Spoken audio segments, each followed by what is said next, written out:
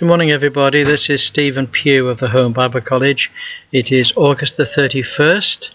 We're looking at Psalm 139 and 140. The first Psalm, 139, I've called All-Powerful, All-Knowing God. It's the Psalm of David. Let's read it together. O Lord, thou hast searched me and known me. Thou knowest my down-sitting and my uprising. Thou understand my thought afar. Thou compassest my path and my lying down, and art acquainted with all my ways. There is not a word in my mouth, but lo, O Lord, thou knowest it altogether.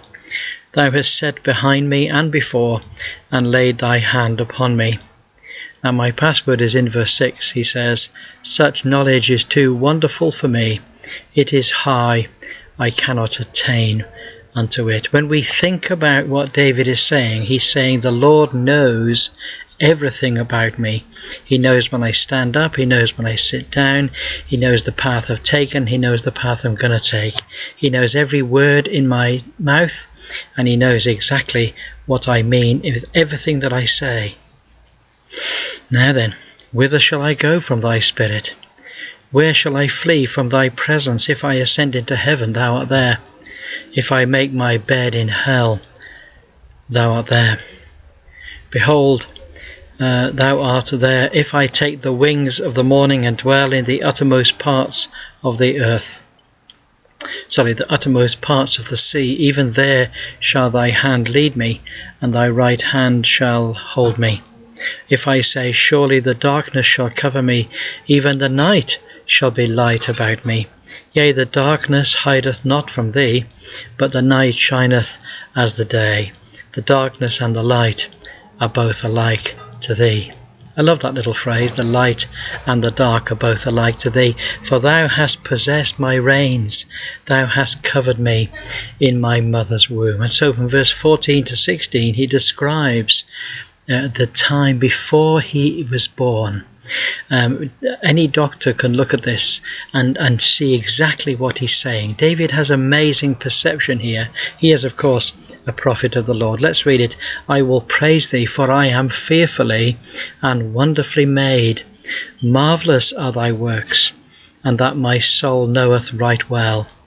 My substance was not hid from thee when I was made in secret, and curiously wrought in the lowest parts of the earth. My eyes did see my substance, yet being unperfect, and in thy book all my members were written, which in continuance were fashioned, when as yet there was none of them. Now this is amazing. He's saying that the Lord saw me when I was an imperfect embryo, when my parts of my body were all there and yet they were not fully there.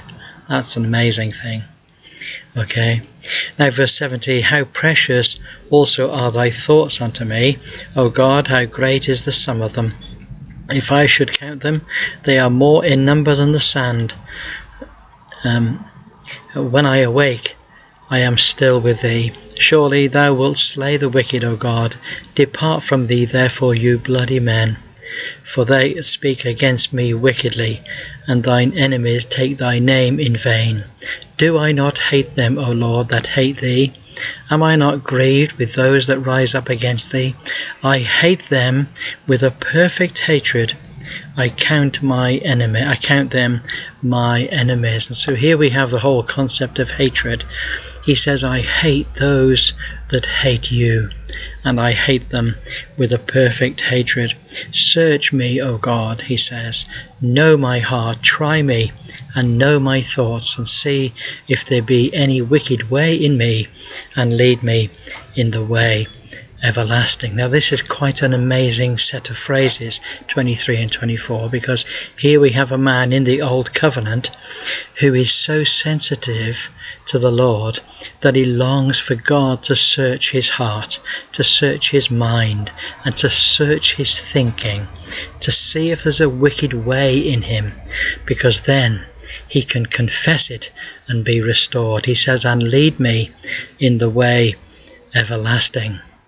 Wow, you know, this is an amazing thing, and many a person has looked at these Psalms and assumed that they're talking about being a Christian.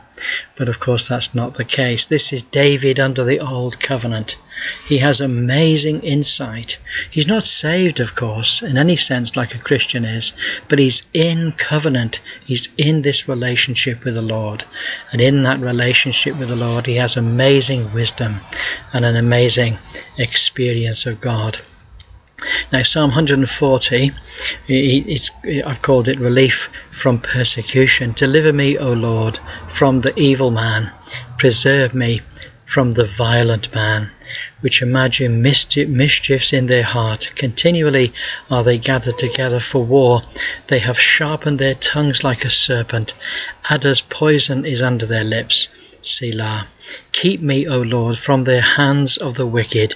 Preserve me from the violent man, who have purpose to overthrow my goings. The proud have hid a snare for me, and cords. They have spread a net by the wayside. They have set gins for me. Think of that. I said unto the Lord, Thou art my God. Hear the voice of my supplications, O Lord.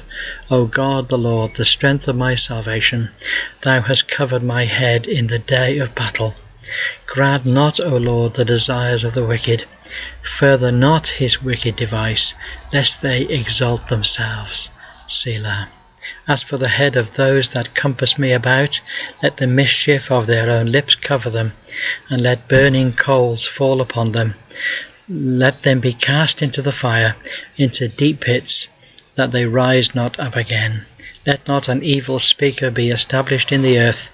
Evil shall hunt the violent man to overthrow him. Verse 12 is beautiful, and 13. I know that the Lord will maintain the cause of the afflicted and the right of the poor. Surely the righteous shall give thanks unto thy name. The upright shall dwell in thy presence. So I don't know about you, we've come through a lot of Psalms, 140 Psalms so far, and we're beginning to get a bit of an idea about what it was like for David and for those in the Old Covenant to live before the Lord their God. They were surrounded by enemies all the time that would love to have snuffed out their lives. But David pleads with the Lord that the Lord will bring his judgment and his justice upon the evil men. And he says, I know that the Lord will maintain the cause of the afflicted and the right of the poor. What an amazing thing. We have a God who is prepared to help those that are afflicted, and he's able to help those that are poor, those that have no one to help them, those that have no one to stand up for them. The righteous shall give thanks unto thy name. The upright shall dwell in thy presence. And so there we are. The Lord will deliver the poor. He will deliver the afflicted, and they will continue to stand in his presence. Wow, what an amazing psalm. Well, there we are. There's my password for today. Look forward to catching up with you all again tomorrow. Have a wonderful day. Bye for now.